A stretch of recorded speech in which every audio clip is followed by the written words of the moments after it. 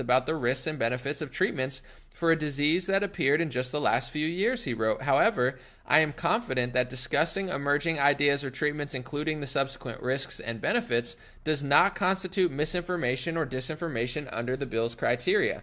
So he's saying he understands that this could lead to bad stuff because COVID's so new and, but it's worth it because we need to get rid of misinformation and disinformation.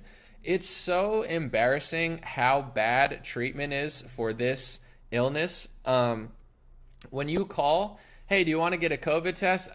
Me? No, not really. But what if I test positive? What are you going to do for me?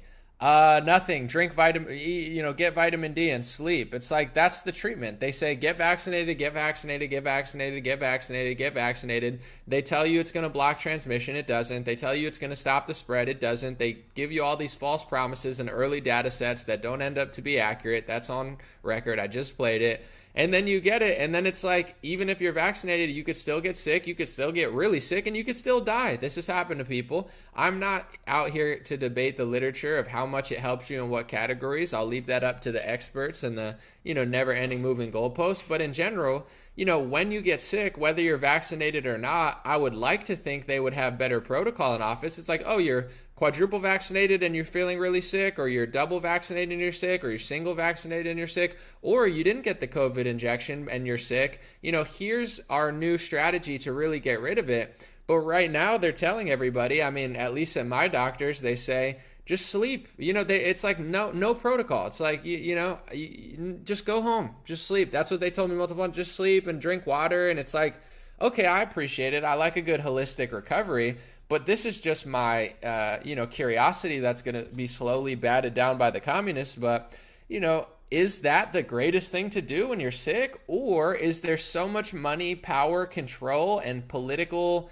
lobby-induced power going behind this ideology of just vaccine, vaccine, vaccine, that you guys are 100% focused on the vaccine and 0% focused on how to take care of somebody once they're already sick? I don't know the answer to that, but my intuition and my curiosity leads me to believe that they don't really give a crap when you actually get sick, when you're actually bad, because on one hand, maybe there is nothing you can do. Maybe it is just a holistic, drink water, get some vitamins, and go to sleep.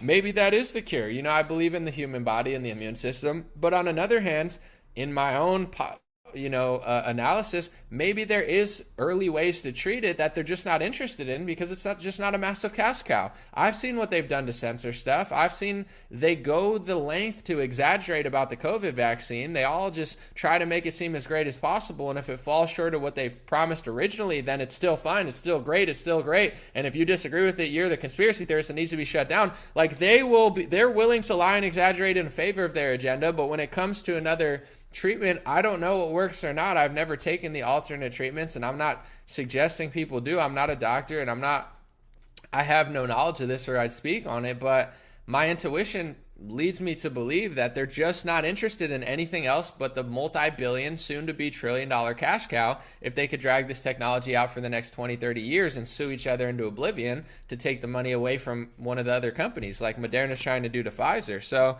just the fact that he acknowledges it's a, couple-year-old illness, yet he still wants to go and punish misinformation and disinformation, which is such a ridiculous word at this point.